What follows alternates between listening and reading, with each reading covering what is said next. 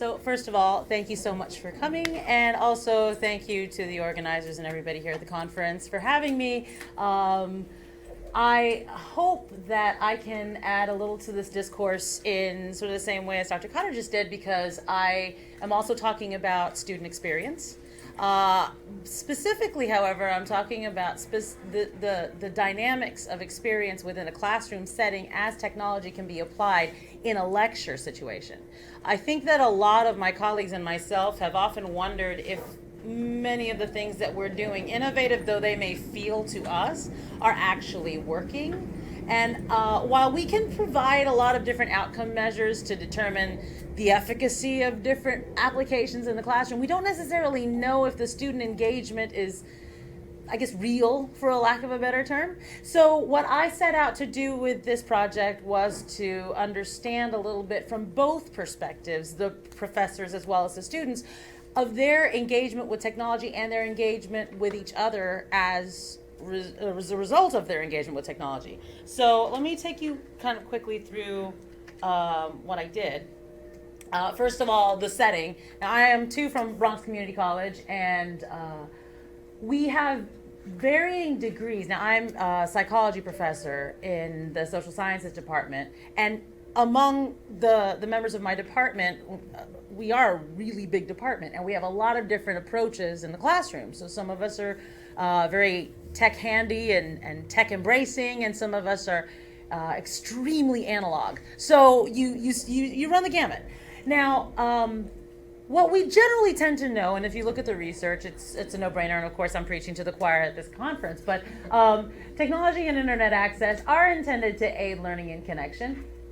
And we see research that supports that, in fact, it does aid retention of information, memory, and so on.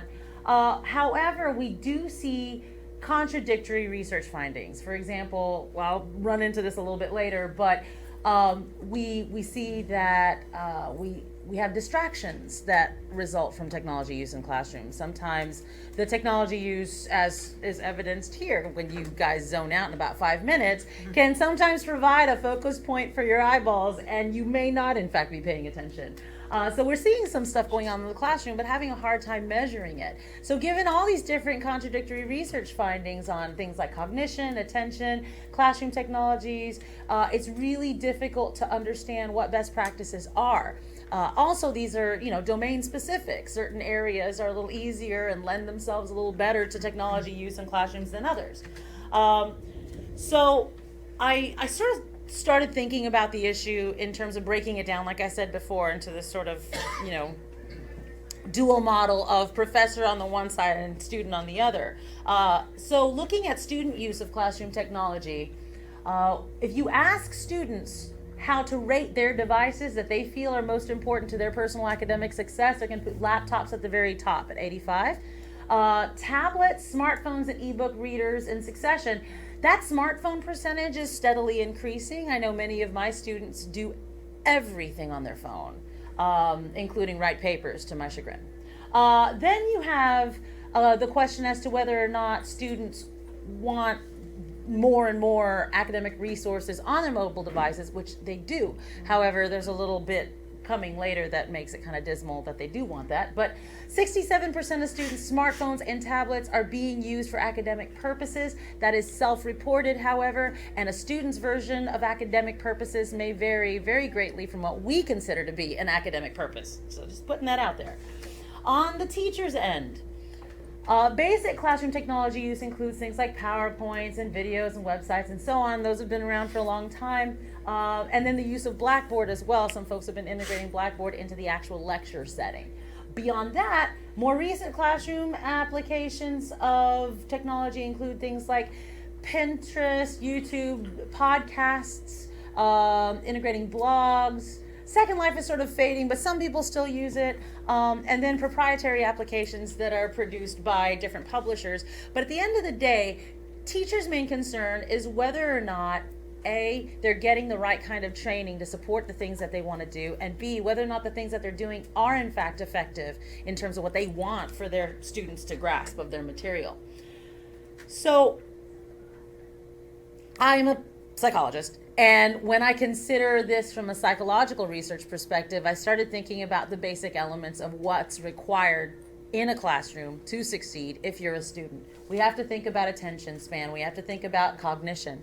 So really briefly, if you look at attention span among college undergrads, the first attention lapse will happen 30 seconds in. That is as quick as you lose them. They'll come back, unless they fall asleep. But they do go away very quickly. So a lot of approaches using technology has often been to sprinkle as many bells and whistles in as possible to keep students visually and auditorily engaged in an effort to thwart this phenomenon. However, it continues, right? So as you're in a lecture, the lapses occur more frequently, and then about every 2 minutes by the end of the lecture. So that's fun. Also, cognition and information processing.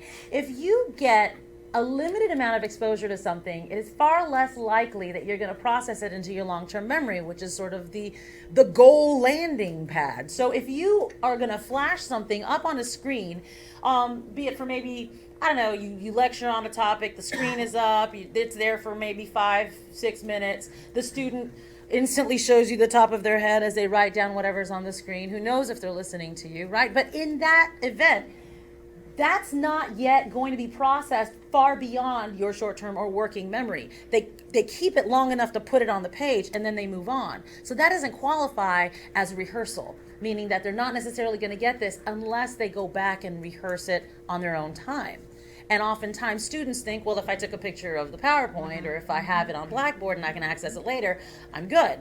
Not so much. Finally, the efficacy of the classroom methods that are being used. Students with the lowest GPAs are the ones who tend to use their smartphones for academic purposes more than those with higher GPAs. And it's dismal. And it's interesting.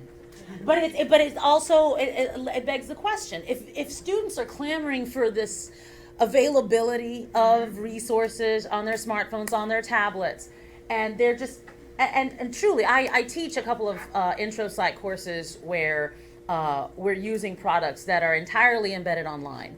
They're textbooks, quizzes, and so on. In the hopes that, well, if you have it available to you on your phone, well, you'll just access it more. Not so much. So the current findings, and this is 2013, is that ebook readers, as well as using mobile devices as your primary access point for materials for a class, actually seem to have a relationship with lower GPAs on the whole. Also, 50% of students watch lecture videos on a regular basis, but 40% watch several weeks in a big moosh. So, I mean, I can understand a lot of people undertaking the practice of binging Netflix, but you're not supposed to be doing that with this kind of thing, and yet that's what's going on. So then, when we step back and look at the problem, we can sometimes consider it as a generational one. For example, if you think of this as, and we've been batting this terminology around plenty, so again, preaching to the choir, I accept that, but the majority of current undergrads are digital natives, and the majority of their professors are digital immigrants. Now, many have immigrated and become relatively fluent, but they're still immigrants, and that's important because the experience is entirely different. Right? This is a famous quote from Presky, which is where digital immigrants and digital natives actually was coined, right? Our students have changed radically, and today's students are no longer the people our educational system was designed to teach. So a lot of people just sort of throw their hands up, hope for the best, and put up their next PowerPoint, but here's the assumption. Traditional classrooms were built for a very different way of teaching and learning than folks are trying to entertain. So we have a digital immigrant professor's educational history that is devoid of any of this. I know for myself that I did have some, maybe 2 really up-and-coming professors in college who were using PowerPoint steadily, but the rest of them were analog, and you just had to hold on to your coffee cups. But the experience of being a student in a technologically advanced classroom, to them, to the professor, completely foreign. So I decided to do a quick project to look at classroom experiences of students and teachers. I was specifically looking at classrooms where technology was heavily used. And I left that definition of use of technology relatively broad. But the rationale is that, we're trying to build this bridge here. And I did this project as a qualitative research project. The reason being, I'm looking at experience. I could have done a survey and taken outcome measures or what have you, but instead I decided I wanted to do some interview protocols and then look at the interview data and then find themes within that interview data. So let me show you a little bit of that. My participants were both students and professors among my colleagues in social sciences. And I, like I said, decided to choose specifically classes that were using technology at least for 50% of their lecture time. And again, focusing on lecture time, not stuff that you're doing outside the classroom that incorporates technology. And as you can see, the different technology use is pretty vast. I got 9 professors, 24 students. That looks like a small N. But I did an existential phenomenological analysis. Now, when you do this kind of analysis, which is based on, existential phenomenology, it's very intense reading and rereading. And the point is to try and find within the verbatim data themes that expose themselves across the different protocols. So I looked for themes that the professors and the students had in common with each other about their experience with technology in classrooms. And I also looked for themes that just the students had and the professors did not, or just the professors had and the students did not. Hope that made sense. But that was my idea, and these were my findings. Real quick, I want to take you through the questions that I asked. And I asked them of both the professors and the students alike. Of course, I sort of finagled them as appropriate, depending on who I was asking. Just to describe all the technology use in the class, then to think about an example of a single time, and I use what's called a critical incidence method, where you ask somebody to tell the story of a time when this thing happened, and in that telling of the story, they can give you an idea of how they saw it, how they experienced it, how they felt it, and it gives you a lot of in-depth information.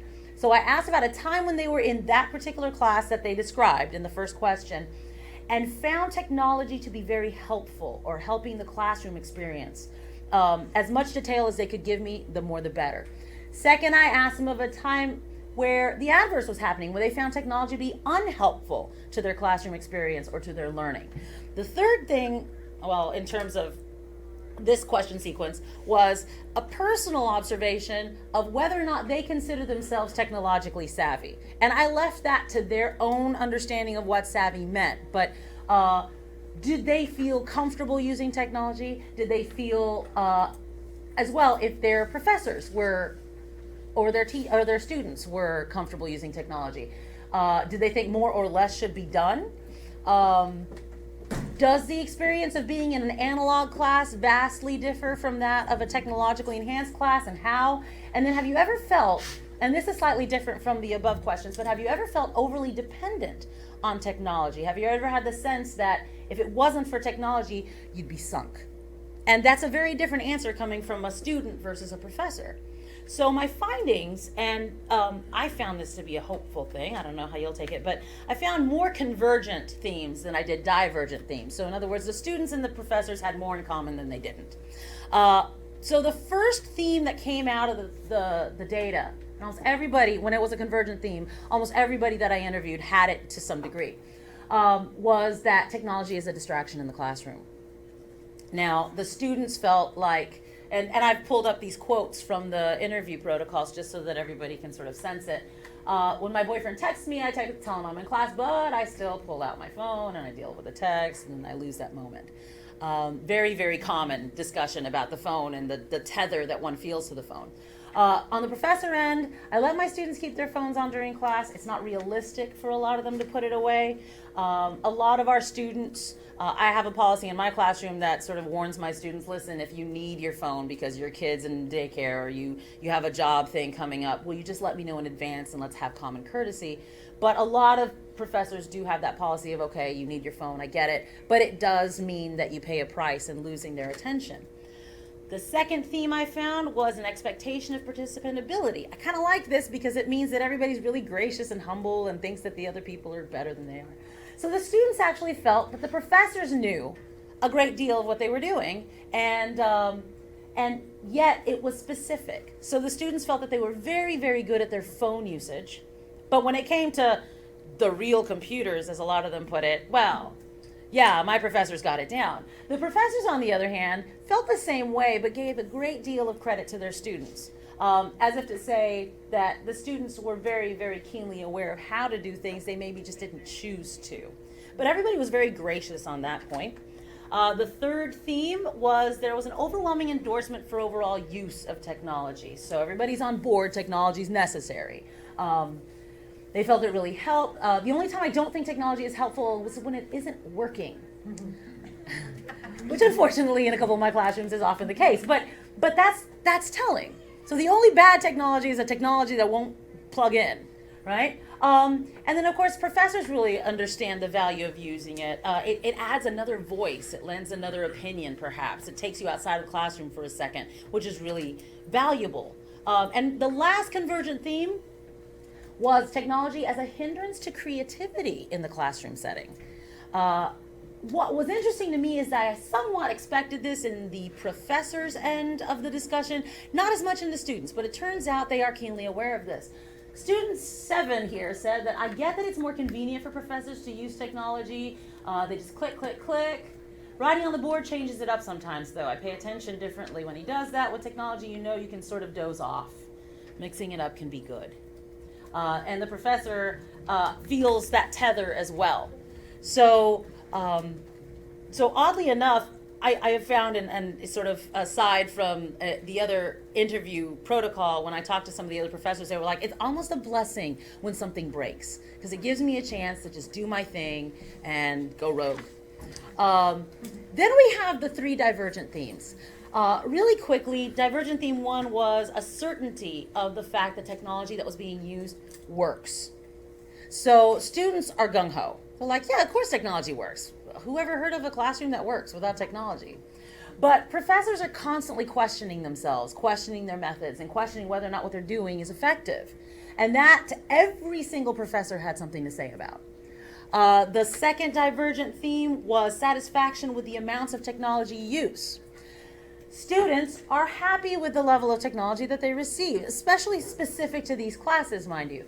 But on the whole, these students were reporting being happy with how much their professors were using. Professors, on the other hand, always felt like they could do more and should do more and felt underprepared or undertrained. So there's always this feeling of not quite having enough to offer the student. And finally, the last divergent theme I found was a view of technology as necessary in order to have a quality lecture experience. So the differences are interesting, but I think that there are bridges to be built here. And this might also inform the way in which perhaps administrations could lend to training some of their professors and ways in which professors could help their students and themselves to better make technology work for them in classrooms. Thank you so much.